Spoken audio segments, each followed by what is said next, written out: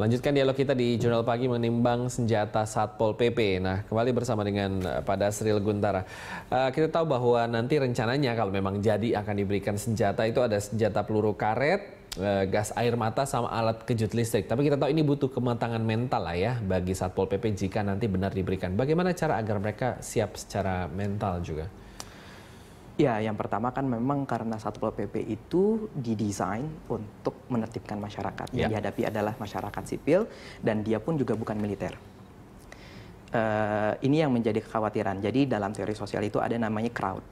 Nah, ini yang membedakan crowd di tataran masyarakat sipil sama di tataran militer. Dalam tataran militer, kalau misalkan ada orang kerusuhan, orang ditangkap sama militer, dia mungkin akan katakanlah mungkin bonyok, tapi nggak bakal sampai mati. Karena memang ada kode etik yang dibawakan oleh militer. Sampai sejauh mana tensi yang harus diberikan sebagai punishment bagi orang yang melanggar. Gitu. Tapi kita lihat, Satpol PP dididik dengan kapasitas dia sebagai masyarakat sipil. Dan dia pun juga berhadapan pada masyarakat sipil. Gitu.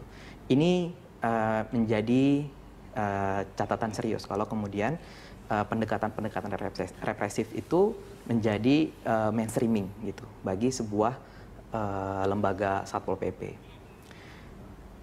Yang saya khawatirkan dalam crowd itu karena orang yang menegakkan ketertiban itu adalah masyarakat sipil dan dihadapi dengan masyarakat sipil, mereka batas-batas itu bisa saja lewat. Gitu. Dan itu sudah terjadi kan beberapa kali. Dan kita juga temukan beberapa kasusnya. Itu yang kita hindari sebenarnya, Mas. Memang salah satu upaya untuk pembubaran massa seperti itu memang diperlukan, gitu. Makanya saya kok lebih cenderung begini ya, ketika terjadi kerusuhan, mungkin memang ada baiknya Satpol PP punya mekanisme semacam skenario kalau sudah seperti ini, pada titik di mana Satpol PP harus mundur. Oh, oke. Dan yang maju berhadapan situ adalah para polisi. Betul, karena ya memang tadi kan biasanya represif memang lebih ke keamanan polisi tadi seperti yang Bapak bilang. Nah, kalau seandainya nih benar-benar memang senjata ini diberikan, apakah optimis Satpol PP bisa menjaga menggunakan ini dengan baik? Melihat keadaan yang sekarang loh ya. Ya, itu butuh proses. Kalau untuk sekarang saya agak sedikit pesimis ya Mas ya. Tapi memang kalau memang ternyata kebijakan seperti itu, gitu kan. Ini kan saya melihat dari kapasitas kebijakan ya Mas ya. Yang saya tahu kebijakannya dulu adalah non represif dan lebih persuasif. Oke lah kemudian ternyata cara seperti itu dianggap tidak bisa untuk menangani PKL di kota Jakarta sebesar Jakarta ini. Katakanlah akhirnya kembali lagi harus tindakannya agak represif. Catatan saya Jakarta mundur nih. Gitu kan. Yang kedua, kalau memang seperti itu, ini juga menjadi PR. Artinya bagaimana mempersiapkan Satpol PP, tentu memang penting juga untuk melindungi mereka. Karena bagaimanapun juga itu adalah tugas mereka dan mereka berhadapan dengan tugas yang seperti itu sehari-hari, gitu kan. Tentu perlu dilindungi juga. Tapi ada yang namanya sebuah upaya mitigasi, Mas. Gitu. Kalau yang namanya di kegiatan disaster risk reduction aja ada konteks mitigasi, kenapa untuk hal seperti ini tidak bisa dibangun? Gitu. Jadi proses pendewasaan ketika memang ini nanti diterapkan, itu menjadi catatan penting dari kebijakan yang dibangun oleh Pak Ahok. Kalau memang akhirnya akan diberikan ini benar-benar akan terjadi begitu ya. Nah sekarang kalau kita ngomong bagaimana jika ada pelanggaran, mengingat ya Satpol PP kan juga sering mendapatkan kekerasan pada saat menjalankan tugas seperti itu. Hilang kendali lah misalnya. Ada pelanggaran bagaimana? Ya kita lihat dari konteks pelanggarannya. Saya bukan pakar kriminolog ya. Tapi yang pasti setiap tindakan ada tanggung jawabnya. Kalau misalkan terjadi seperti itu dan memang ternyata di luar batas, di luar batas itu dalam artian bisa jadi sebenarnya PKL-nya itu cuman mukul sekali gitu kan, tapi Satpol PP mukulnya sampai 5 kali gitu, sampai benar-benar parah gitu kan. Kan itu kan juga akhirnya jatuhnya sifatnya kriminal gitu kan. Makanya proses pendewasaan, proses persiapan mental bagi Satpol PP apabila memang kebijakan represif ini kembali lagi diterapkan untuk penanganan PKL di Kota Jakarta, saya pikir itu menjadi salah satu concernnya Pemprov DKI. Nah kalau kita mundur ke tahun 2003 lalu ya, kita lihat ke belakang nih pemirsa bahwa dulu Satpol PP sebetulnya pernah diberikan senjata api dan peluru tajam. Namun akhirnya ditarik lagi karena berapa kali terjadi insiden. Apakah bisa jadi ini akan terulang? Sangat bisa. Kan tadi yang saya bilang bahwa yang namanya masyarakat itu, ya situasi sosial itu unpredictable. Gitu. Tapi bukan berarti kemudian tidak bisa diprediksi. Maksudnya direkayasa. Nah, hal-hal seperti itu sangat-sangat mungkin terjadi. Apalagi kalau misalkan tadi yang saya katakan tidak ada kesiapan mental. Karena memang nature-nya memang seperti itu ya Mas ya. Yang namanya masyarakat sipil itu memang ketika sudah crowd itu mereka tidak punya aturan. Gitu. Bahkan sangat sulit untuk menemukan kesadaran dia pada saat situasi crowd. Berbeda dengan militer. Gitu. Karena mereka punya parameter, panduan dan arahan yang jelas ya. Dan memang karena mereka dididik untuk melatih mental itu. Gitu. Jadi kalau saya catat di sini, seandainya memang jika diberikan senjata ada beberapa persiapan, antara lain persiapan mental itu tadi dan kegunaannya serta prosedur-prosedur bagaimana seandainya ada terjadi ini, itu mungkin yang harus Tapi mengingat hal ini, pemirsa, boleh juga saya ingatkan jika Anda yang ingin turut berpartisipasi dalam dialog ini, memberikan komentar, Anda boleh SMS ke 0811-833-5551 atau boleh juga langsung bergabung dengan kami lewat sambungan telepon di nomor 021-52900-308 atau 021-52900-311. Jadi silakan manfaatkan kesempatan ini untuk Anda ingin berkomentar langsung mengenai rencana pemberian senjata bagi Satpol PP.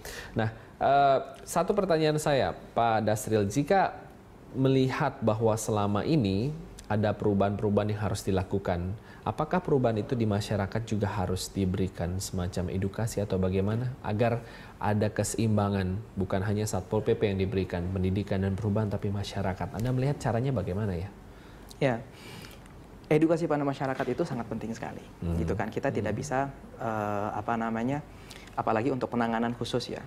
Bisa jadi edukasi memang khusus untuk itu, gitu. Artinya tidak hanya kemudian tata tertib lingkungan, tidak anarkis, itu kita mengandalkan bahwa mereka sudah peroleh di sekolah. Enggak, gitu kan. Karena itu kan tataran-tataran yang sifatnya kognitif dan kemudian ketika dia merasakan secara langsung, itu pasti kan tentunya konteksnya berbeda. Gitu kan. Dan reaksi atau behavior yang dimunculkan juga pasti kan berbeda. Gitu. Jadi menurut saya, terutama untuk PKL, kita kembali lagi langsung ke konteks PKL-nya Mas, gitu kan. Saya nggak tahu, saya belum pernah menemukan sebuah temuan secara khusus yang memang menyebutkan bahwa PKL dibina oleh Satpol PP, gitu ya, membangun social bonding, gitu kan. Ini kan menarik, gitu. Satpol PP dengan sejumlah wewenangnya, gitu kan, itu juga memberikan sebuah pemahaman, penyadaran kepada. Jadi bukan kemudian ketika ada masalah Satpol PP dihadirkan untuk menghadang mereka, tapi jauh sebelum itu terjadi. Sebelum jauh itu terjadi, potensi itu harus diredam dengan menghadirkan Satpol PP yang mampu bisa mengayomi terutama pada pedagang ini. Dan memang memang tugas pemerintah itu adalah dimarahin sama rakyat ya Mas ya. Dikutuk-kutuk, disebelin sama masyarakat, itu memang tugas pemerintah. Mereka kan dibayar mahal untuk itu sebenarnya kan. Nah, saya pikir pendekatannya bukan kemudian reaktif seperti itu, tapi buat sebuah pendekatan yang lebih komprehensif, lebih holistik, lebih berjangka, lebih terprogram, gitu. Bukan hanya cuma sekedar sudah disediakan, terus kemudian dia balik lagi dengan alasan itu terjadi anarkis, ya kan? Dengan alasan itu mereka dikatakan, loh kan kamu sudah disediakan tempatnya, kan ngapain masih ribut-ribut di sini? Gitu. Jangan-jangan permasalahannya itu juga tingkat pendidikan edukasinya bukan edukasi dalam kapasitas normal, dalam kapasitas formal ya, tapi lebih tentang bagaimana proses persaingan usaha dan pokoknya pendekatannya tentang itulah, gitu. Itu kan menjadi penting. Nah, terus juga catatan saya, jangan sampai kemudian kayak gini Mas, ini terjadi ribut-ribut nih, gitu kan, dan kemudian muncul image bahwa PKL itu selalu rusuh, gitu kan, selalu menjadi biang keladi kerusuhan gitu ya, ketika lapaknya itu ditertibkan oleh pemerintah, gitu. Kemudian tindakan yang represif, kemungkinannya dua. Yang pertama bisa jadi setelah misalkan tindakan itu represif, kemudian udah agak adat, balik lagi, karena memang tidak ada upaya-upaya seperti itu yang tadi saya bilang, upaya-upaya lanjutan, pembinaan lanjutan, pendidikan kepada para PKL. Jadi setengah-setengah ya selama ini banyak. Satu. Terus kemudian yang kedua, ini yang paling saya khawatirkan, rame-rame nih Mas, gitu kan. Terus kemudian ketika isunya sudah reda, gitu ya, udah nggak menjadi topik konsumsi di masyarakat, dan PKL pun juga menjadi korban manakala ketika akhirnya tempat-tempat yang dulu ditempatkan itu kemudian diserahkan kepada para konglomerasi, gitu kan. Dan mudah-mudahan itu tidak terjadi, gitu ya. Dan itu akan semakin membuat disparitas, kesenjangan ekonomi yang sangat tinggi sekali. Dan mungkin bisa jadi aksinya lebih besar lagi suatu saat nanti, kalau memang itu terjadi. Jadi mudah-mudahan tidak seperti itu, Mas. Ya. Nah, sekarang di ujung telepon kita sudah tersambung dengan Bapak Kuku Hadi Santosa, selaku Kepala Satpol PP DKI Jakarta. Selamat pagi, Pak Kuku. Selamat pagi, tapi tidak begitu jelas, Pak. Oke, baik. Kalau begitu kita akan sambung di segmen berikutnya. Tetap bersama kami, pemirsa. Kami akan segera kembali.